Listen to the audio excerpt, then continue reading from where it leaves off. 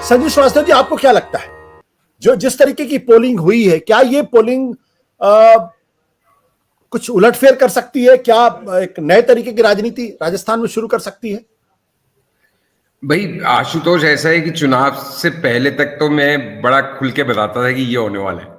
अब जब आज वोटिंग हो गई है ना, तो थोड़ा संभल के बोलना चाहिए। 3 तारीख को नतीजे आ ही जाएंगे। तो ज्यादा उसमें माइंड नहीं लगाना चाहिए कि क्या होगा। लेकिन देखो, 2-3 बातें हैं जो हमेशा मैंने कही है कि एक तो राजस्थान में 25-30 साल से हर 5 साल में सरकार बदलती है, सारी दुनिया जानती है। जब सरकार बदलती है और कांग्रेस की जीतने की बारी होती है, तब उनके 100 नहीं आते, नंबर 1। और जब उनकी हारने की बारी होती है, हमें मालूम है वो कहां पे जाके अटकते हैं। जब बीजेपी की हारने की टर्न होती है, तब भी वो 75 के आसपास आती है। तो अब की बार अशोक गहलोत को इस बात का पूरा श्रेय देना पड़ेगा कि ये तो निश्चित लग रहा है मुझे कि वो अपने 2003 के रिकॉर्ड से बेहतर करेंगे। भाई 2013 तो एक अपवाद स्वरूप इलेक्शन था, 20-21 वाला। 2003 में उनके 56 आए थे, जब उनको देश का नंबर 1 मुख्यमंत्री माना जाता था। और तब से सबने ये भी बात चला दी कि जी कर्मचारियों ने हरवा दिया, नहीं तो जीत ही जाते।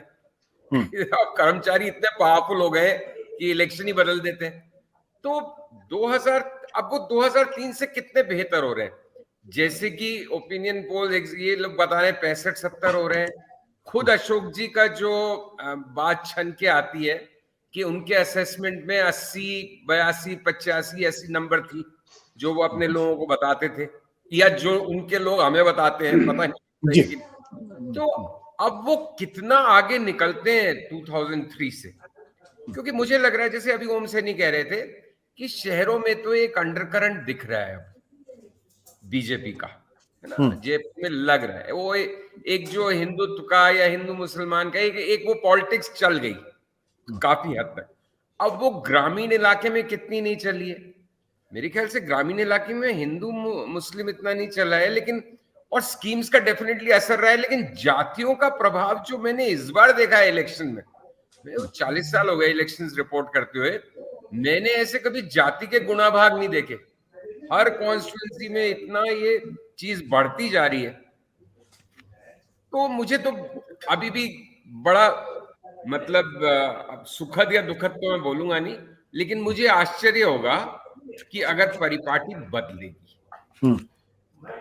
आपका आश्चर्य होगा। आपने एक बड़ी दिलचस्प बात की, आपने कहा कि जातियों का इतना वर्चस्व आपने पहले कभी नहीं देखा। तो इसका अगर थोड़ा खोल कर अगर हमारे दर्शकों के सामने रखें, इसका आप क्या अर्थ लगाते हैं? मतलब क्या जातियों का एक खास पसंदीदा पार्टी है जिसको वोट करने जा रहे हैं, या जातियां जो है वो अपनी लॉयल्टी चेंज कर रही हैं, या कोई खास जाति जो अपनी दुश्मनी निभा रही किसी से? नहीं, देखो, दुश्मनियां तो पुरानी चल रही हैं जातियों की, वो बात इतनी इंपॉर्टेंट नहीं है।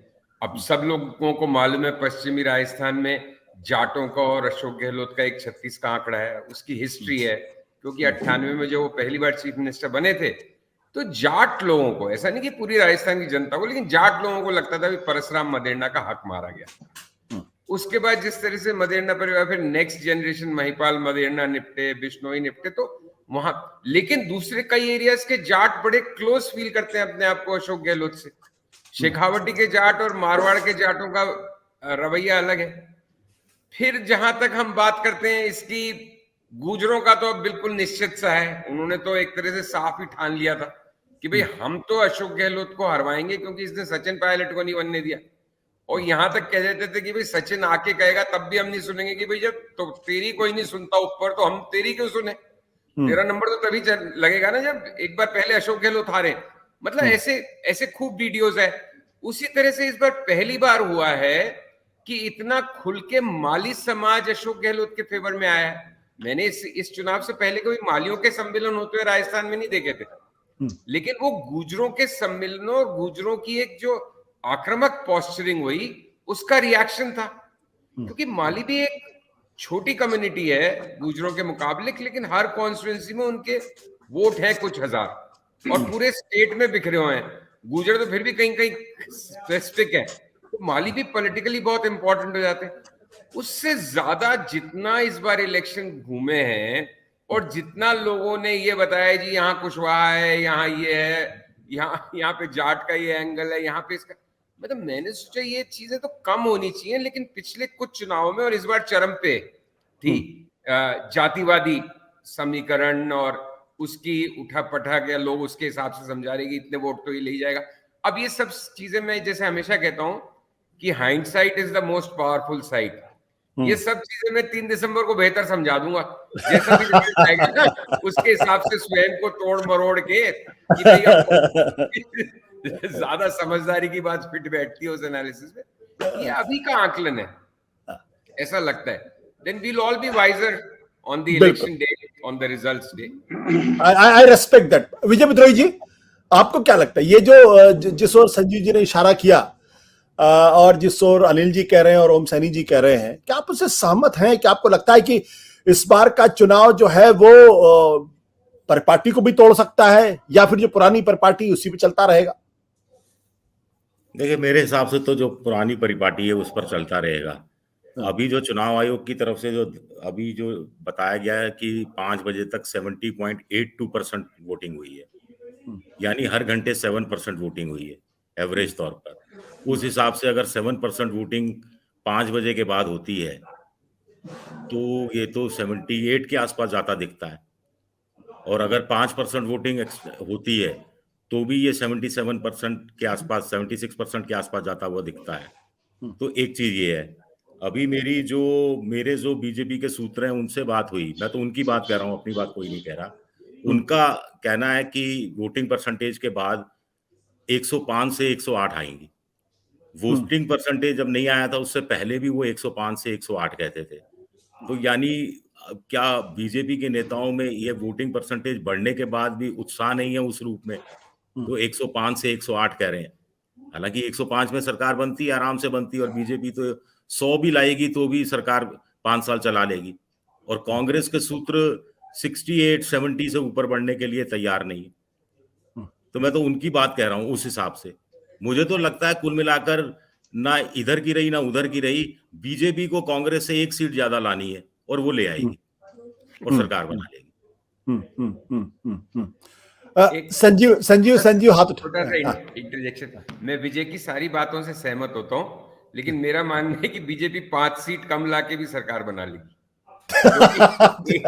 एक सीट लाने का जो इनका तर्क है वो बिल्कुल सही है कि भाई गवर्नर निमंत्रण लार्जेस्ट पार्टी को देंगे, लेकिन मेरा मानना है कि अगर दोनों 100 के नीचे रही और बीजेपी की 2-5 सीट कम भी रही तो उनका नेता चिट्ठी दे आएगा गवर्नर को कि हमारे पास इन विधायकों का समर्थन है, कोई चेक करने की जरूरत नहीं है, गवर्नर बुला लेंगे कि आप 1 हफ्ते में अपना प्रूव कीजिए सदन में बहुमत। तो वो परिपाटी उस केस में तो होती है जब कि भाई सिंगल लार्जेस्ट पार्टी, लेकिन जब चिट्ठी दे दी जाएगी नामों के साथ तो वो बहुत रेलेवेंट नहीं है। बिल्कुल। क्रिकेट बात विजय कह रहे थे कि अगर 500, 105-8 पे बीजेपी के लोग बहुत उत्साहित नहीं है तो शायद इसका कारण एक हो सकता है कि 105-8 पे तो वसुंधरा को बनाना ही पड़ेगा। तो ये भी एक उसकी समस्या हो सकती है, पता नहीं। बिल्कुल विजय जी। अब ये जो 105 और 108 और कांग्रेस का प्रश्न है, क्या आप मानते हैं कि अशोक गहलोत ने जो इस बार का चुनाव है वो कांग्रेस के लिए बड़ी मजबूती के साथ लड़ने का काम किया?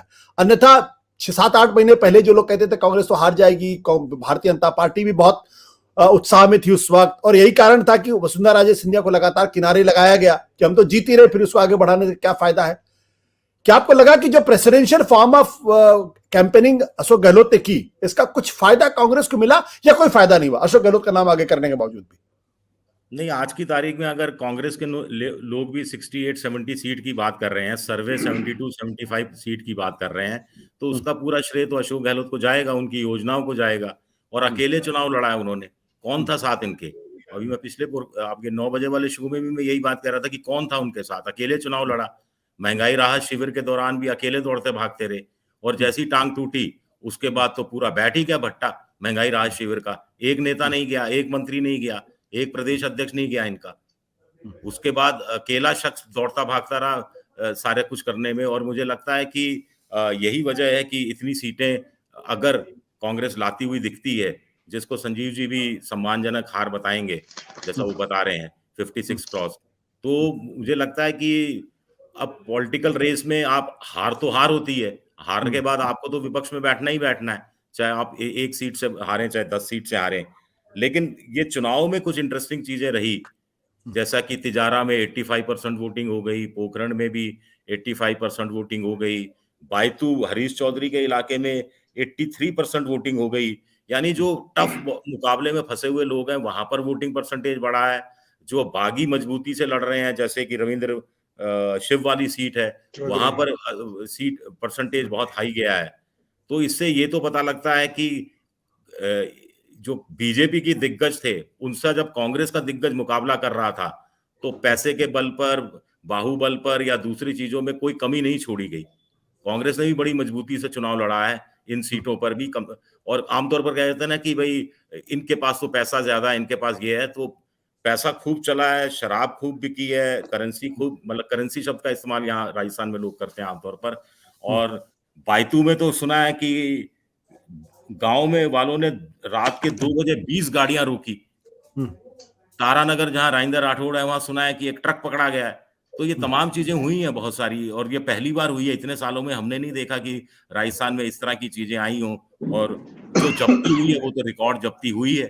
तो मुझे लगता है कि बीजेपी का कैंपेन तो बहुत खराब रहा, लेकिन चूंकि अशोक गहलोत अकेले लड़ रहे थे और चूंकि अशोक गहलोत को बहुत सारी चीजों पर ओवरकम करना था कि विधायकों की एंटी इनकम्बेंसी की भरपाई भी अपनी योजनाओं के सहारे करनी थी, संगठन कमजोर उसकी भरपाई भी करनी थी, दरारें जो ये सचिन पायलट के साथ थी वो दरारें भी ऊपर पूरी करनी थी। तो मुझे लगता है कि वो एक चना क्या क्या भाड़ नहीं भोग सकता वाली जो कहावत है।